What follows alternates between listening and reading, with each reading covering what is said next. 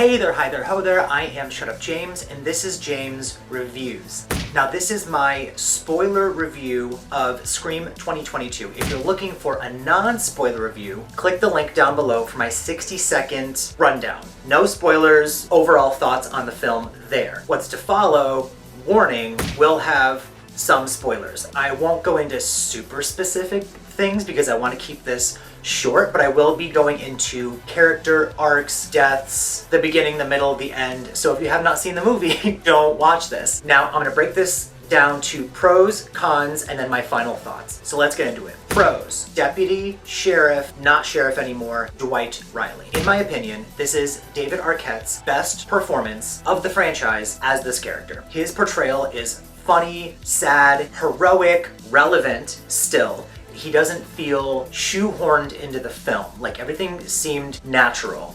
We obviously are going to talk about his death. You knew that one of them was going to die. I'm sad it had to be Dewey, but it made sense to bring Sydney and Gail together, and I feel like it was done. I mean, he was gutted, so maybe it wasn't exactly respectful, but it did not piss me off, and I cried. So there. Another pro, the new characters. I loved almost every new character in this movie, where with the third and fourth films, I was kind of annoyed by most of the supporting cast. In this one, I liked almost every single person. There was like one, maybe two characters that I could have done without. So overall, the casting and writing of the new characters, I dug it. I actually wished we got more time with them, so we could have gotten to know them a little more before they started dying. Speaking of new characters, another pro for me in this movie is the diversity. There is fluid representation, not just for the sake of having representation. Even though the last couple movies definitely commented on diversity in horror, they still never handled that topic particularly well. So I feel like this film finally did an amazing job at that. Not just like an okay job at that, like a great job at that. And just giving her her own category.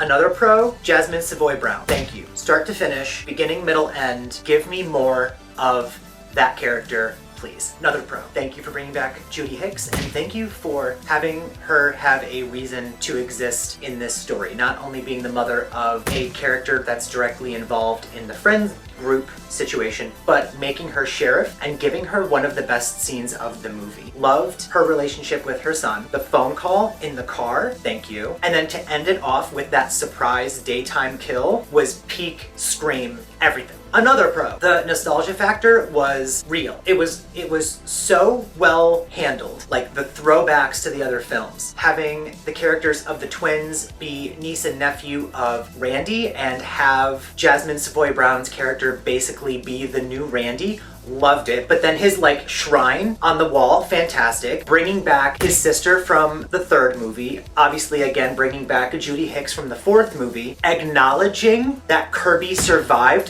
the fourth movie, having Sydney's husband's name be Mark. Like the details that were put in this movie and sprinkled, throughout for us, again, seemed fluid. They didn't seem like they were shoving fanfare down our throats. It all seemed very respectful. Like this movie was Easter Egg City, but in the best way possible. Thank you for the post-it note about the lemon squares as well. And then lastly, for my pros, is the tone of the movie. The pacing was like pew pew pew. At 2 hours, I felt like it flew by, and I think that's because it was a great combination of the tone of all four movies. If you're a fan, obviously, of the first movie, you're gonna get that vibe throughout. If you're a fan of the second movie, which I feel like this pulls the most from, you're going to get a lot of Scream 2, especially when it comes to the finale. That chaotic, brutal, violent, but also kind of silly energy from Scream 2 at the end, I very much got that here. The Hollywood stab meta-ness that was in Scream 3 is very much present in this one, and then the whole like teens being desensitized because of like new technology and texting and whatever from 4 is very much in here. So they literally took something from each movie and managed to, for the most part, nicely like package it up for us. Now let's get into the cons. Neve Campbell as Sydney seemed bored. Now, I loved her line when she's walking up the stairs and says, "I'm bored," and hangs up the phone, but her performance gave me that she actually was very much checked out. Either she was written not as well, or she just decided like, nope, I'm good. Her performance was very neutral for me. For instance, I get that she's desensitized to her friends dying for the past 25 years, but Dewey dying was different. This is a tongue twister right there. That should have hit different, and I feel like as an audience, we deserved to see that moment when she found out that he was dead. We got to see Gail's immediate reaction, which was great and devastating, but I think we really deserved to see Sydney's as well, or at least get a tear out of her, because when she goes to the hospital, obviously she already knows he's gone, but she does not cry, and I feel like, again, as an audience, we earned that. Another con, for the most part, Gail gives a great performance, but Gail seemed a little weathered. See what I did there? But in all reality, she didn't seem like our normal Gail. She was missing her sass. Her and Sydney were missing their attitudes. Our lead, Sam, was okay, but not super believable. She also gave me a neutral performance. Until the end, when she stabs the shit out of Richie. Beautiful. Another con for me, which, I mean, a lot of these cons are kind of like neutral things. They're more nitpicky than anything. They do not alter my overall perception of the movie that much. Like sometimes the cons will outweigh the pros to the point where like I will hate the movie. That did not happen here. But Billy being there in her brain was okay. I don't hate that whole aspect of having our main character be the anti-hero. That's actually great because I'm no longer directly comparing her to Sydney, which I feel like when we watched the fourth film, you know, we were looking at Jill and being like, are you going to be the new Sid? Like, there's always going to be that direct comparison, and you really can't compete with Neve Campbell as Sydney Prescott. You just can't. So by making Sam an anti-hero, I'm not comparing them, I'm looking at her as a whole different entity, but still our final girl, even though that's not a thing that we say anymore. However, I don't think we needed to see Billy so much. We could have heard Billy. If they gave us Billy in like a jump scare once, and then had his voice be the rest of the time, I think that would have been much more effective. The supernatural aspects don't work for me in this franchise. It definitely did not work very well in the third film. They barely pulled it off in this one. Another con for me is actually going back to Stu's house. Now, the idea of going back to Stu's house is genius, but it seemed underutilized. It wasn't exciting. We didn't get like that nostalgic moment that I think we deserved when Sydney, you know, re-enters the house, and it very clearly felt like a set. My last con, and I will die on this hill, is where the hell were the chase sequences? Where were they? One of my biggest pet peeves about the fourth film was that there's almost no chasing. There's nothing. Everything is like, you know, I jump out and I stab you and that's it. I was really expecting, you know, an opening chase. We got a brutal, awesome opening fight, which I'm sorry, I did not put in my pros list Jenna Ortega as Tara opening sequence. My gosh, the fight that she puts up is incredible, and she's phenomenal from start to finish. I'm sorry, she deserved her own section in my list of pros, and I don't know how I left that out, but she needs to be the lead in the next movie and then the one after and whatever. She gave me Sydney vibes. She gave me like, I'm hurt, but I will like beat the shit out of you vibes. Didn't get that from her older sister, but that's besides the point. We got this great opening sequence that I loved, but I could have used a chase. I would have liked to have seen a little chase sequence. Or after Judy's death and we have Wes walking around the house, he doesn't put up much of a fight. Give us a chase. Or we have Jasmine Savoy Brown basically being the new Randy, literally like line for line being the new Randy, and we don't even see her get stabbed, which might have been a purposeful like misdirect because maybe she's faking it. I didn't think that though. I just felt like, wait, what? Why didn't we see her get stabbed? That could have been a chase. But that also falls into my con list situation of not utilizing Stu's house properly. They basically kept people in different rooms.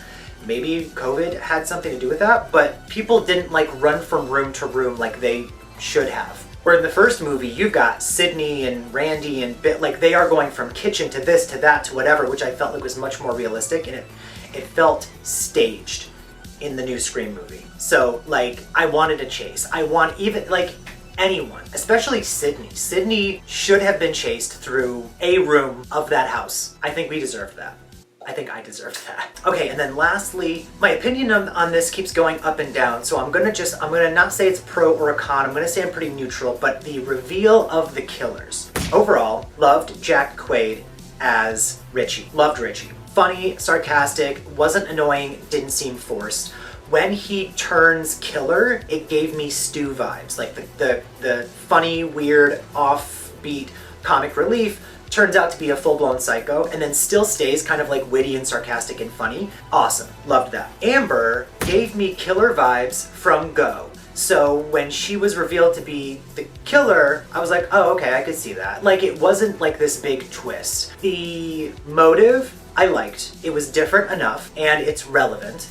And it didn't play specific to a genre or type of movie. Like the first one is about horror films, the second one's about sequels, the third one's about trilogies, the fourth one's about reboots and remakes. This one does call itself a re-quel, which I liked, but it's more about the toxic fandom as a whole. Which is funny because I feel like horror movies don't have the toxic fans that like say, I'm just naming like sci-fi franchises have. But I appreciated that that was the motive. But overall, I felt that that reveal was middle of the road for me. I was like, oh, it's them. Okay. Like, what I really wanted was a third killer. I thought this movie was going to give us more killers, especially if you're dealing with toxic fandom. Like, why not have it be multiple people? I was expecting most of the teens to be involved. When I went into this, I was like, I feel like it's all of them.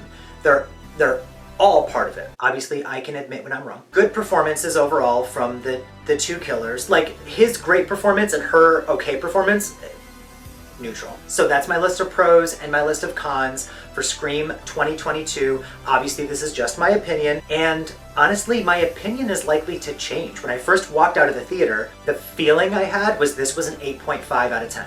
As I thought about it more, I sat in my feelings and started thinking about these specific pros and cons in my head. I bumped it down to an 8. So overall enjoyability, I give Scream 2022 an 8 out of 10. It gets those 8 stars for brutality, passion, attention to detail, and not shoving the nostalgia and Easter eggs and throwbacks down our throat. Everything seemed very respectful. This felt like a Scream movie, and it felt like a much needed continuation of the story. If we were going to get another movie, this is the movie that we needed to get. It loses 2 stars for not fully utilizing Sydney and Gail and Stu Macher's house. That's where it mostly loses me. And where are the chase sequences? I'm never going to forgive them for this. Anyway, overall, Scream 2022 plays out like a love letter to the franchise. In my opinion, it feels like a near perfect combination of the first 4 films. It's brutal,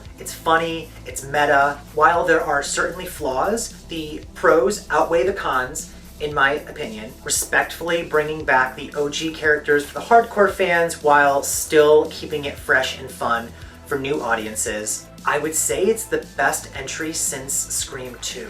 That's my opinion. Don't attack me if you don't agree with me. Please like, comment, subscribe. I want to talk about Scream 2022, so I'll meet you in the comments down below. Tell me what you thought about the film. Don't forget to turn on notifications so you can hear me rant or rave about all the things. Thank you for watching James Reviews. Goodbye. Shut up, James!